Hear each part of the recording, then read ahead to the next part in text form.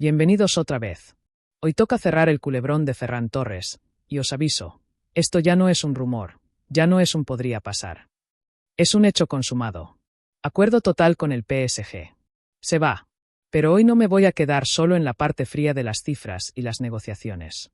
Hoy os voy a contar dos cosas que a mí me parecen el verdadero jugo de esta historia.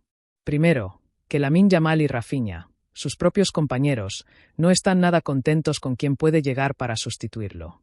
Y segundo, y esto es lo que más me duele contar, la decepción que se respira en el cuerpo técnico con Flick a la cabeza, el mismo entrenador que apostó por Ferran cuando pasó meses sin marcar, cuando nadie confiaba en él, y que ahora ve cómo el jugador decide hacer las maletas justo después de haber hecho unas declaraciones que en la Ciutat Esportiva no han sentado nada bien. Empezamos. Vamos al lío, sin paños calientes. Según ha contado Sport, y lo ha confirmado también el periodista alemán Florian Plettenberg de Sky, Ferran Torres ha alcanzado un acuerdo personal total con el Paris Saint-Germain. La frase que se ha filtrado, y que resume perfectamente cómo ha ido esta operación, es la siguiente. Luis Enrique lo pidió como sea y Ferran Torres ya tiene un acuerdo total con el PSG. Así de claro, así de contundente. Y aquí, culés, el dato que más rabia da. Ferran ya no tiene marcha atrás en su decisión, y tanto él como su agente ya han notificado formalmente a la directiva del Barça su determinación de cambiar de aires. Es decir, esto no es un club vendiendo a un jugador porque le conviene económicamente, esto es un jugador que ha decidido irse, punto, y que se lo ha comunicado al club sin dejar espacio a la negociación de quédate, hablemos. Ahora la pelota está en el tejado de las instituciones. Deco y Luis Campos, los directores deportivos de ambos clubes, mantienen buena relación, y llevan varios días avanzando en la negociación mientras toda la atención mediática estaba puesta en otros nombres del mercado, como Rodri o Julián Álvarez. Las cifras que se han filtrado varían según la fuente. Unos hablan de una cantidad cercana a los 50 millones de euros, otros elevan la cifra hasta los 80.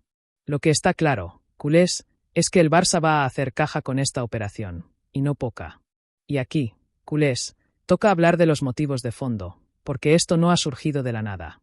Según se ha contado, Ferran nunca se sintió plenamente valorado en Cataluña. Su contrato vence en 2027, y esperaba una llamada del club para renovar antes del Mundial. Esa llamada, culés, nunca llegó. Y eso, para un jugador que venía de una temporada notable, de 49 partidos, 21 goles y 3 asistencias, ganando la Liga y la Supercopa, fue una bofetada de las que se quedan grabadas. Y por si esto fuera poco, esa falta de gesto se sumó a la percepción de que en el club no lo veían como el relevo natural de Robert Lewandowski. Y aquí, culés, es donde toda la balanza se terminó de inclinar hacia el proyecto parisino, donde le prometen un papel mucho más protagonista desde el primer día, cubriendo exactamente el hueco que dejó Gonzalo Ramos tras su marcha al Milan. Y no nos olvidemos, culés, de un detalle que lo cambia absolutamente todo. Ferran fue el héroe absoluto del Mundial, el que marcó el gol que le dio el título a España contra Argentina en la prórroga de la final. Un jugador que llega a ese nivel de repercusión mundial, y que encima siente que su propio club no mueve un dedo para blindarlo con una renovación a la altura de lo que acaba de conseguir, tiene todo el derecho del mundo a sentirse dolido y a escuchar otras propuestas. Y el PSG, que llevaba tiempo detrás de él, no ha dudado ni un segundo en aprovechar esa grieta. Y aquí, culés, entra la parte fría del asunto, la que explica por qué en el club, más allá del dolor deportivo, también hay quien mira esta operación con cierto alivio.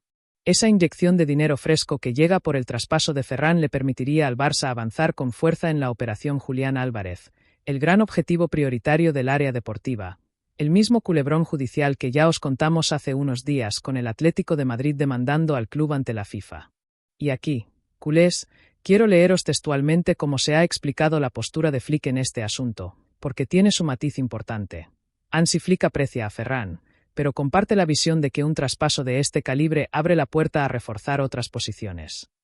Es decir, culés, el propio entrenador entiende la lógica de balance, entiende que ese dinero puede servir para traer a un delantero de más garantías todavía.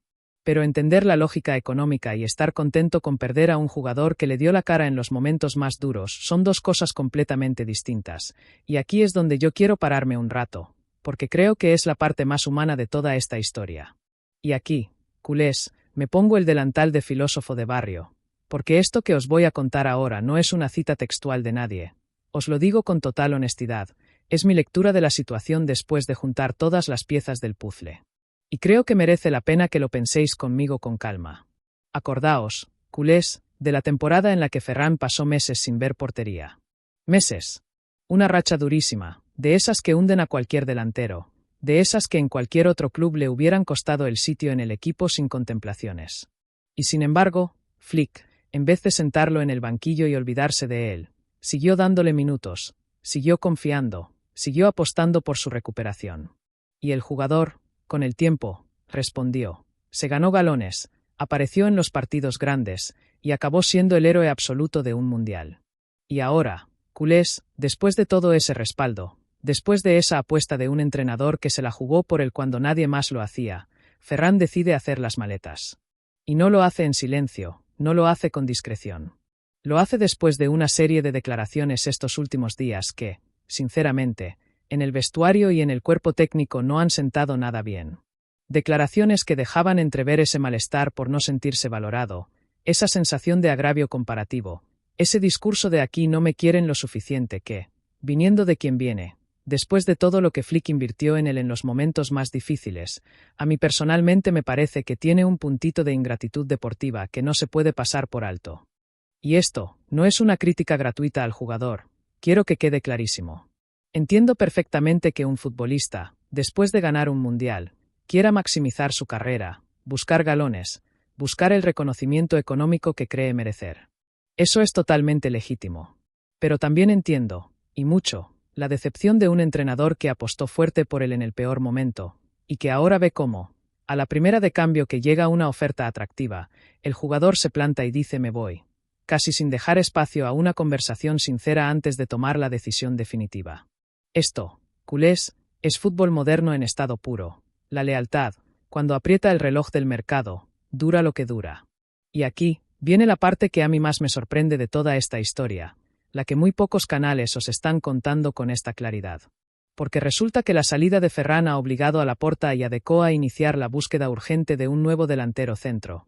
Y uno de los nombres que se maneja como alternativa más económica y rápida es Dusan Vlahovic, el delantero serbio que anda libre tras su salida de la Juventus. Pues bien, según ha contado el Nacional citando a la Gazzetta dello Sport, Lamine Yamal y Rafinha se han pronunciado en contra de esta posible incorporación. Y los motivos, culés, son dos, y los dos tienen mucha miga. El primero, creen que Vlahovic no tiene el nivel necesario para ser la referencia ofensiva del Barça. Así, sin anestesia, sin paños calientes. Dos de los jugadores más importantes de la plantilla, con voz propia dentro del vestuario, poniendo en duda públicamente, o al menos filtrando esa opinión a través de medios italianos, la capacidad de un delantero que en su día fue una de las grandes promesas de Europa. Y el segundo motivo, culés, el que a mí más me llama la atención, son partidarios de retener a Ferran. Es decir, mientras la directiva ya trabaja en su salida, mientras el jugador ya tiene un acuerdo total con el PSG, hay compañeros suyos dentro del vestuario que preferirían que se quedara antes que fichara a un sustituto que, en su opinión, no está a la altura. Esto, culés, es un choque de opiniones dentro de la propia plantilla que rara vez se hace tan público, y que demuestra que esta operación no está gustando a todo el mundo dentro de la ciutat esportiva, ni mucho menos. Y aquí, toca hacer balance de cómo queda la delantera azulgrana si se confirma todo lo que llevamos hablando. Si se concreta la marcha de Ferran, sumada a la ya asumida salida progresiva de Robert Lewandowski, el Barça se queda con una necesidad urgentísima de reclutar a un goleador de garantías. Y aquí, culés, el nombre que sigue encabezando la lista, pese a todo el culebrón legal que ya conocéis, es Julián Álvarez.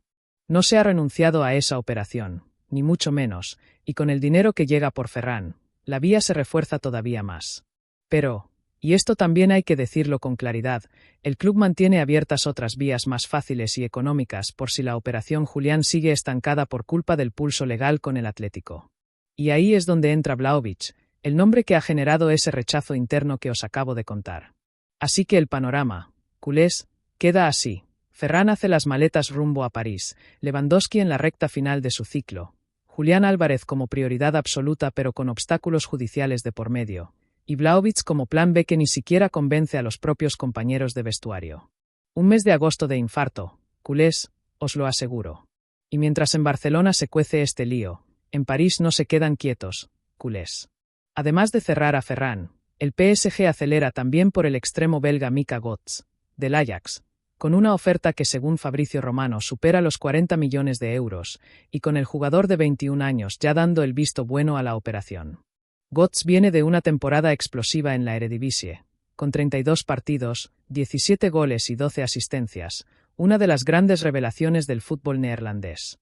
Es decir, el PSG no solo va a por Ferran para tapar el agujero que dejó Gonzalo Ramos, está construyendo un ataque completamente renovado, con savia nueva por todas partes.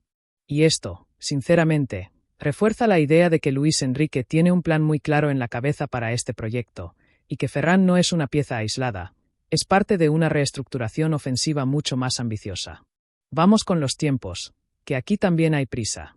Según El Desmarque y Yahoo Deportes, la intención de las tres partes implicadas, Barça, PSG y el propio jugador, es que la operación quede resuelta antes del miércoles, evitando así que Ferran tenga que reincorporarse a la pretemporada del conjunto azulgrana. De hecho, la reunión que estaba prevista para ese día, cuando el valenciano debía volver a los entrenamientos junto al resto de internacionales españoles, ha quedado prácticamente descartada. Las posiciones económicas entre ambos clubes están muy cercanas, y hay optimismo generalizado para que el acuerdo se cierre en los próximos días. Así que, preparaos, porque en cuestión de poco tiempo podemos estar viendo ya la foto de Ferran con la bufanda del PSG, cerrando un capítulo que empezó con la ilusión de un fichaje prometedor hace unos años, y que termina con la sombra de un vestuario dividido y un entrenador, sinceramente, decepcionado con cómo se ha gestionado todo esto por parte del jugador. Para los que os habéis unido tarde, resumen en 30 segundos. Ferran Torres tiene acuerdo total con el PSG para dejar el Barça, después de que la renovación nunca llegara a plantearse pese a su papel de héroe en el Mundial. La operación rondaría entre los 50 y los 80 millones de euros, dinero que el Barça usaría para reforzar la operación Julián Álvarez. Lamine Yamal y Raphinha se han mostrado en contra de fichar a Dusan Vlahovic como posible sustituto, prefiriendo retener a Ferran. Y en el cuerpo técnico, complica la cabeza. Hay una decepción notable por cómo se ha gestionado esta salida, después de que el entrenador apostara fuerte por el jugador en su peor momento. Todo apunta a que la operación se cerrará antes del miércoles. Y hasta aquí el análisis de hoy. Esta historia de Ferran, sinceramente, me deja un sabor agridulce. Por un lado, entiendo perfectamente que un jugador que acaba de ganar un mundial quiera maximizar su momento. Por otro, no puedo evitar pensar en la decepción de un entrenador que apostó por él cuando nadie lo hacía, y en un vestuario que, por lo visto, tampoco está del todo de acuerdo con cómo se está resolviendo todo esto. Si os ha gustado el análisis de hoy, ya sabéis, like, comentario y suscripción. Y en los comentarios os quiero leer. ¿Creéis que Ferran tiene razón en irse buscando el reconocimiento que sentía que le faltaba, o pensáis que le está fallando a Flick después de todo lo que apostó por él? Yo tengo mi opinión, pero hoy quiero la vuestra con argumentos. Nos vemos en el próximo vídeo.